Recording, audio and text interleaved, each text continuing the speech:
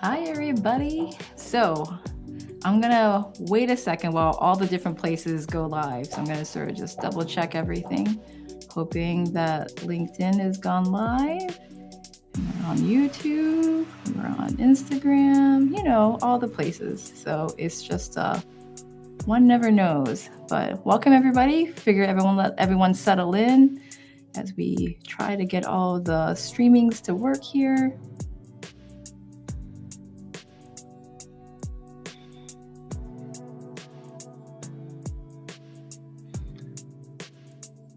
Okie dokie. So we're good on LinkedIn.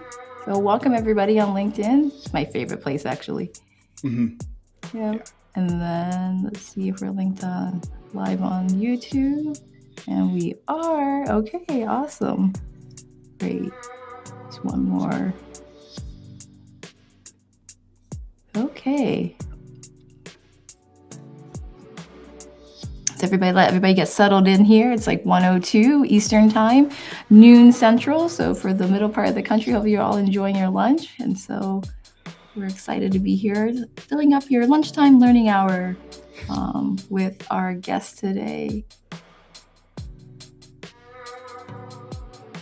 So I'm just going to turn off the music. And so welcome, everybody. Thanks so much for joining us. My name is Lillian Emle. I'm founder of Transforming Healthcare Coaching, and we're really lucky to have today with us Dr. Cory Jenks, who is a pharmacist who has spent his career at the intersection of clinical medicine and human connection. He's practiced since 2011, I think, if I have correct, maybe. That is correct. Over a decade as a clinical pharmacist, specializing in diabetes, hypertension, chronic disease, obesity care. And so a couple years into his pharmacy career, he also started his side gig. He actually started also through improv. And so he's also had a equally long career in performing, coaching, speaking, and teaching the importance of improv to healthcare teams through his consultancy, Improv RX, helping all clinicians and providers become more adaptable, empathetic, and human. And so we're going to talk about all kinds of things today, I think, in terms of when we level up our health as healthcare leaders. It's really great that Cory in these last couple of years have actually started with his business partner. He co-hosts a podcast, the Diabetes Remission Roadmap podcast. He has a health coaching program. He takes private clients to help people take real sustainable steps to reverse their type 2 diabetes. And so welcome, Cory, to our live stream. Thank you. I've done a lot. Holy cow. I need to give myself more credit. That's a wide range of things in 15 years since I graduated, but it's excited to be here and talk all things health along the spectrum there. Yeah. I think we always wonder, like, well, how did you get here? I explained how you got here, but at the same time, when you've been practicing this whole entire time as a clinical pharmacist, managing all of these chronic diseases for thousands of patients, you went from individual one-on-one to system and scale and larger programs. And what was happening in your own life during those years? Because I know, pharmacy is a high burnout specialty. And I'm curious, what was also simultaneously going on in these, last 20 years of your career? Yeah, I can say when I first started my practice, I think anyone who starts a new practice, pharmacy, medicine, anything that's new, my wife's a nurse practitioner, nursing, there's a lot of unease. There's imposter syndrome. They're like, okay, so one day I'm not licensed and the next day I'm licensed, or one day I'm a resident, the next day I'm practicing on my own. So, there's self-doubt, there's a lot of pressure, there's a lot of uncertainty. And I can tell you that the first year of my pharmacy practice felt like white knuckling every day. Like, what am I supposed to do? I'll speak as a pharmacist. We're a certain type. We're pretty left brain. We're pretty by the book. So when anything with like weird or unexpected would pop up, I would kind of be like, but there's no guideline for that. What am I supposed to do? And so there was a lot of, honestly, I was like, did I choose the wrong profession? What have I done? I've spent 7 years training for this and I'm not good at it and I'm not comfortable. So I think there was a lot of uncertainty. And I think the thing that was going on in my life that really changed it, you mentioned as in my introduction, is I took an improv comedy class because I'd always liked comedy.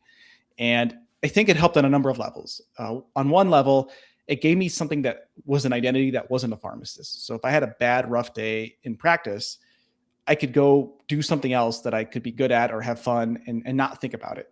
The other piece of it too was like the skills that I was learning, like doing comedy, helped me be a better pharmacist. It helped me be more adaptable. It helped me listen. It helped me stay in the moment. It helped me not worry about what the next thing this person in front of me was going to say, because the whole world is unscripted.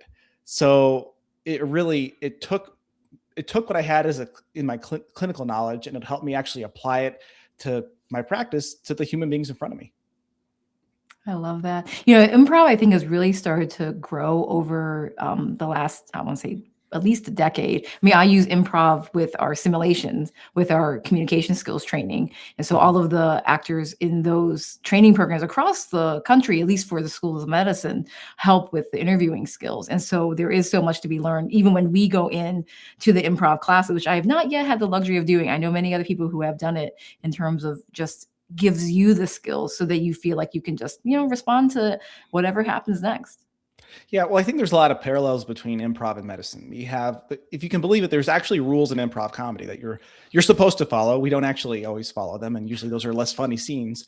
But to me, like my pharmacist brain, like that. Like if I can just follow these rules and live in the moment and respond honestly, then I can succeed. And within healthcare, like we have lots of rules. There's no debating that. But within every interaction, everything is unknown. You don't know how people are going to respond. And with an improv scene, you have rules, you have some guidelines, you have a time limit, usually, much like in medicine. But everything within that is unexpected. And so if you can play within those constraints, but learn to play loosely, live in the moment, listen and respond. And really, when you think about medicine, it's about making connections with people. And on an improv stage, you're trying to connect with, your team members who you know and rehearse and trust, but you're connecting with a bunch of strangers. Like you're trying to make a bunch of strangers laugh and you don't know what you're going to say. So there's a lot of trust that you have to build immediately with your teammates and with that audience. And so what I was able to do was get thousands of repetitions on the improv stage where the stakes are very low. Like people laugh or they don't. Okay, they spent their $5, they didn't laugh. Not the best thing, but not the worst thing in the world. And you can take that and transfer it to a place where the stakes are high. It's literally life or death. But you don't have that freedom to rehearse the things Mhm. wrong. Like you can do the simulations, but once you're in practice, like it's literally life or death. So I think we get really nervous. We get very cautious and careful. And so improv gave me the repetitions and the freedom to really fail with no consequences, so that when I was in those high stakes situations, I could fall back on the muscle memory in my brain of how to talk to people. It sounds like overly simple, but try to interact with people who make your coffee or take care of you in healthcare. It's not always easy. Right, right. And I think the reality, I think what you also point out, that it's a skill, And Mhm. so in terms of when we think about how those skills from fun, comedy, theater, and all of those other types of skills, the other side of our brain, the less left side brain, you also have described that healthcare environments are really set up for failure. It's very high stress. There's no breaks. And sometimes the food that we have is maybe unhealthy. Mhm. And then sometimes, like, people are emotionally under a lot of pressure. And because of that, you often take it out on other people, whether that Mhm. be the families, the patients, or even your colleagues. And obviously, I would say that the collegial issues are rampant in healthcare across professions, et cetera. And so what does it look like day to day, tying that in terms of how you work with people and sort of working with the improv side of things, how this sort of changed how you practice for the day to day to make it at least more humane and not a place that's going to be able to cause your burnout. Yeah, well, a big piece is on an improv stage, everything's made up. And so you can have a scene that goes for 5-10 minutes with two people that you go deep into their history, their, whatever's gone on with them. And the big key in this is identifying what they want. Like the want in the scene could be, I want you to notice my new haircut, or I want you to notice my new shoes. Well, when you're working with others, there's certain wants. Maybe this nurse wants to be acknowledged for all the hard work they're doing. Maybe this patient in front of you just wants to be heard for the first time. Like I can't tell you the number of people who I've taken care of across the desk from me who said, "You're the first person who's listened to me."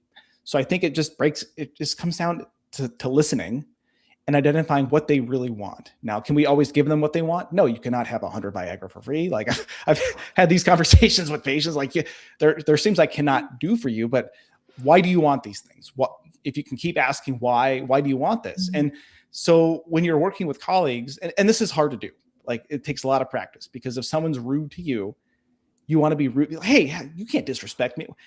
why are they acting this way? Why are they so short? If we can keep asking why and understand, what do they want? Do they need a break? Do they want to be acknowledged? Do they want a raise?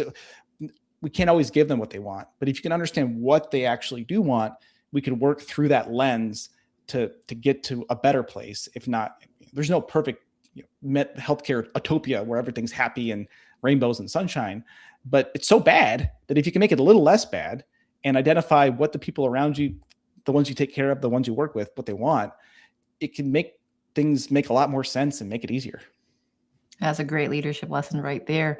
I mean, the reality is often every year as we renegotiate sort of our role in the team and the role of the organization, understanding our own whys and really unpacking it for ourselves so that we know how to negotiate with clarity. And then also as a leader, helping people get to understanding their why. But like, why should they volunteer their time for projects for the greater good? To really understand like how are their strengths going to be able to be best leveraged for the team is something that like what you're describing is really useful. Whether you're a leader, whether you're a frontline, whether you're new, whether you're a student, all of these things are useful in general. Knowing yourself and then also knowing how to bring that out in other people.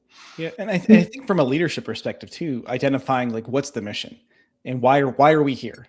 And also a big part of improv is just acknowledging in reality. And sometimes that reality, like the funniest scenes are when the reality is absurd. And the truth is like our realities are absurd. Like I can tell you some of the best times I've had supervisors, bosses are when they are given some ridiculous thing that they ask us to do. And instead of being like, we must do this very important thing, they're like, listen, this is not what I would have chosen to do, but we have to do it. If there's any way that I can make it less bad for you, let me know. Like you just acknowledge that this kind of sucks. And so how can we make it less sucky? Like we have to do it, but can we do this in a way that makes it a little more enjoyable or works better with our workflow? And like, sometimes that's all you can ask. And as that employee, you can say, well, I just want to not have to do this. Well, the reality is they're being told by someone well above them that they have to do this thing. Like I in my book, Permission to Care, I give an example when I worked retail pharmacy and they asked us to go out into the aisles of a big box chain and ask people to transfer their prescriptions to us. And just like coldly ask, hey, you're looking at toys. Well, do you have prescriptions? Well, let me tell you, the pharmacy, you can get $20 in a gift card if you transfer it. And so I would just go, and I had a great pharmacist who was just like, go out, ask if they can find something. If it works to work it in, great. If not, just tell me you talked to them and we'll mark it on our little checklist. And we did that. And it was actually terrible because like, can you actually help me find where this is? I'm like, I don't. I work in the pharmacy. Right. Right. Oh my goodness. It's so interesting. The stories that experiences you've collected over time of like how these things show up in the very interesting workplaces. And so these workplaces can, are really hard for us to find time to do self-care. So, I think with the title of this talk was supposed to be about like, how do we level up our own health? Because our health is more important than anything else. Because if we don't have capacity and we don't have the mental and physical stamina to get through our 12-hour shifts, we're doing a disservice to everyone. And so, caring for your own health is actually a service to other people, and it's actually not selfish. And I'm curious sort of how that resonates for you and ways that you can explain to other healthcare professionals why that is. Yeah, well, it resonates because on a number of levels, taking care of thousands of people. And my job as a clinical pharmacist, I worked in primary care. So I got to have conversations with people. I wasn't just at a pharmacy counter handing out pills. Just for context of like, how's this guy having all these conversations when retail pharmacies are so busy? I did not work in a retail pharmacy for that long. So seeing just thousands of people whose health deteriorate and their families depend on them, their businesses depend on them, and they can't be there for them. The number of spouses who took care of like people that couldn't cook dinner because their spouse literally cooked dinner for 50 years and then they're sick.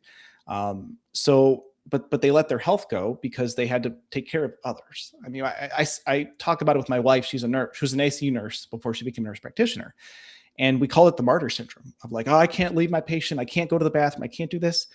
Great. So you're going to burn yourself out and be so sick that you can't show up. And it's, if you take a 3-minute break, well, you won't do that, but now you're going to have to take a 3-day break because you develop some problem. And so when we show up and I'm going to, like, every place is hard. Healthcare is hard. I'm not saying that you need to take a 7-day vacation every 2 days of shift. Like, this is not reality. But when you can't show up reasonably well, the people you take care of suffer, the people you work with suffer. And so if I had to explain it to anybody, is if you want to be your best, you have to take care of yourself. And at a more basic human level, you do this job to earn an income. If you can't do your job, you can't support whoever you need to support. And so this works on a number of levels. So and this goes back to identifying the want.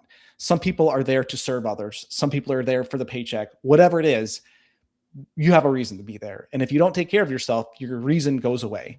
And so how do we do this with 12-hour shifts, with working long hours, with stressful conditions? And I think for me, what I've found is that little moments can really regenerate you a lot.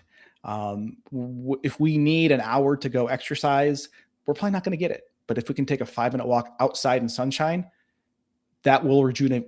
If you've been like nonstop all day, 5 minutes feels great. And we were just talking before about having kids. Oh my gosh. When I get a 10-minute nap in the middle of a day, when my wife gives me 10 minutes, I come back as such a better dad and husband. Like a 15-minute nap feels like a weekend vacation when you have not had any breaks. So I think we try to be too perfect and try to make these conditions so great to do it. But I think micro recovery, I call it micro recovery, like a 5-minute walk, put on a favorite song, like do a set of squats every hour. If you're sitting all day, like there's a lot of like tactical things we could talk about. But I think first getting the mindset that like, it doesn't have to be perfect, and doing what seems like very little can be hugely beneficial. That's a great reminder to me for today, because today is my post-call day. So I'm after a night shift. And so I'm always a little bit, wonky afterwards. And so this is like, I feel always doubly worse because I don't get to do my whole hour of yoga.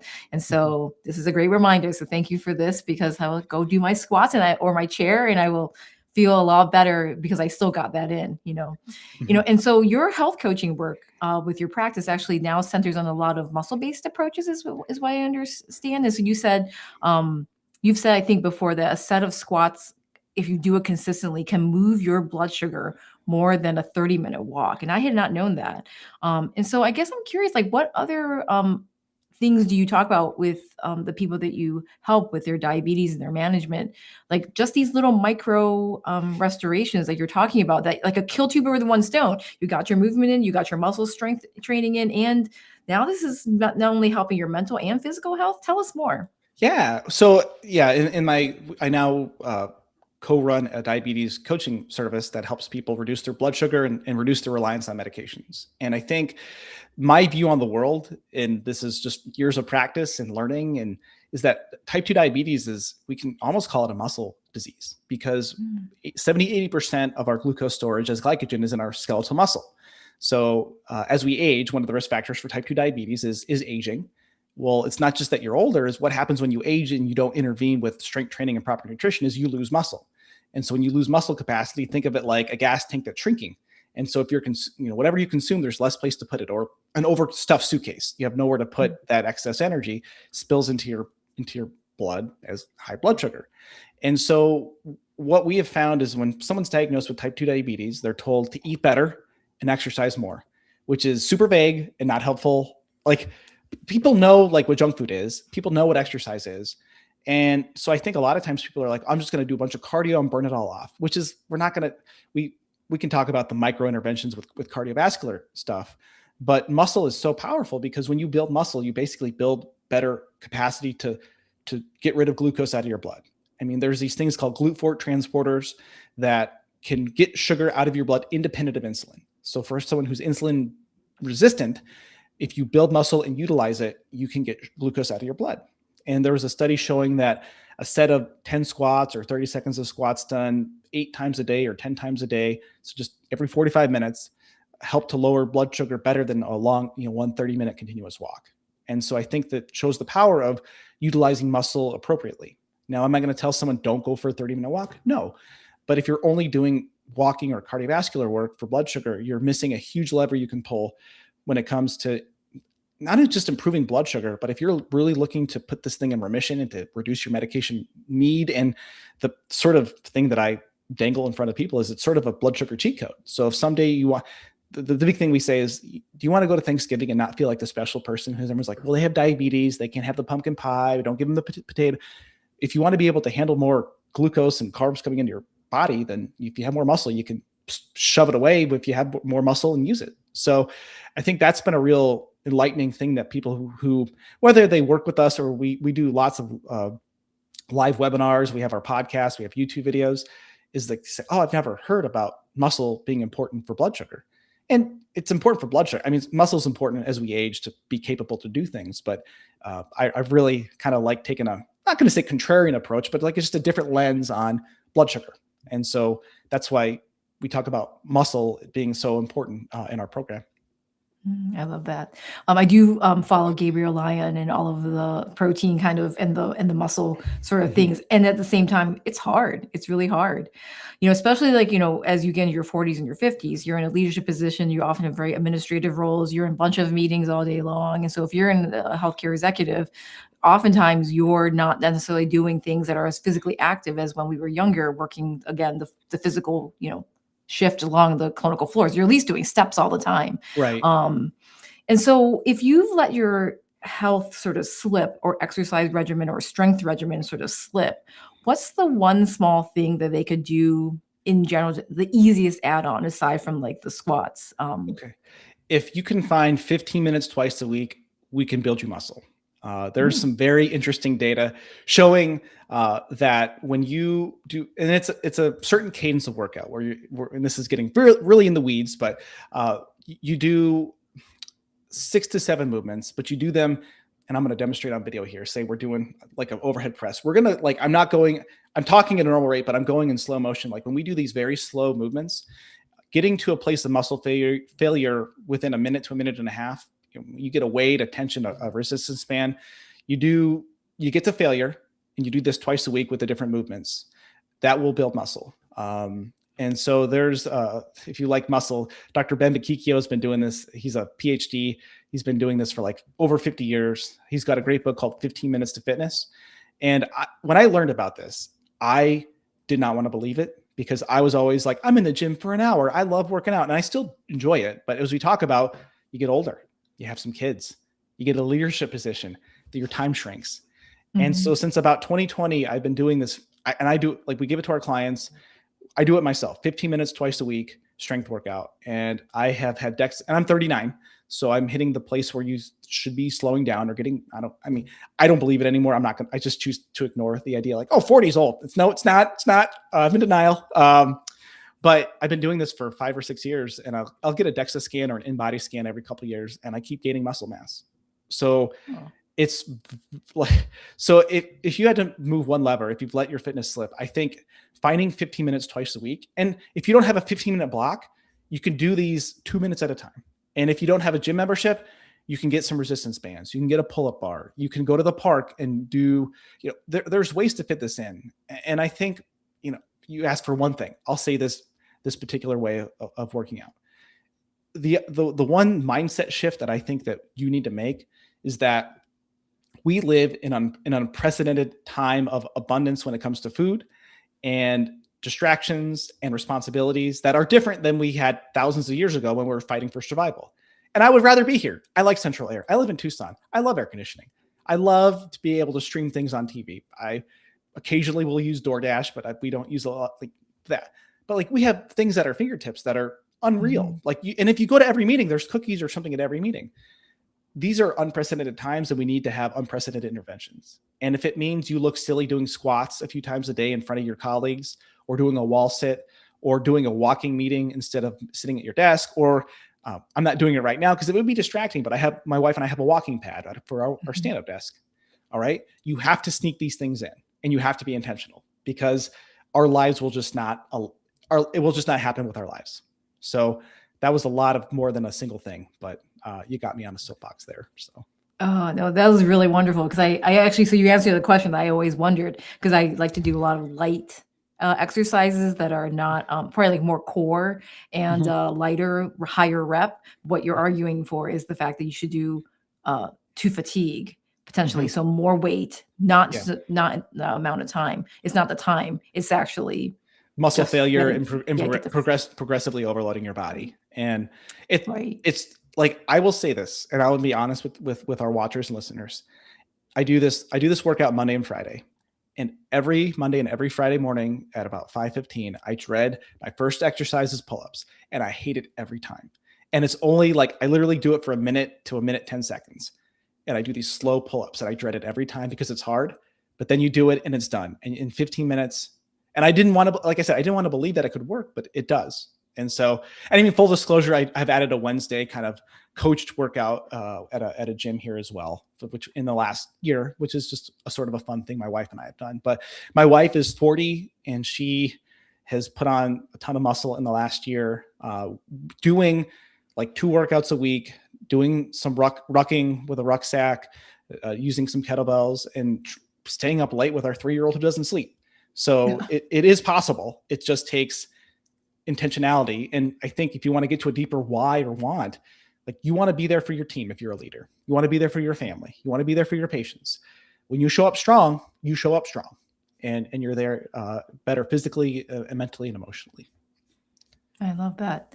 And so, the reality is you've given us a lot of hope and realization that it is possible, even when we're leading really busy lives, to be able to build strength, build the foundation, in the end, take care of your sugar. And actually, I would also argue that, feeling stronger physically does help with both the mental along with the physical, like you already alluded to, in terms that you feel stronger and therefore you have the capacity to be stronger in this crazy world that we live in.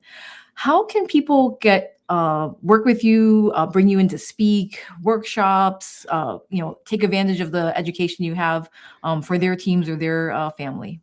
Great. Well, if you go to my website, CoryJenks.com, you can see my name. It's CORY. So no E. My parents were teachers, couldn't afford to buy the vowel. CoryJenks.com is where you can find me. I'm here on LinkedIn. I'm on LinkedIn.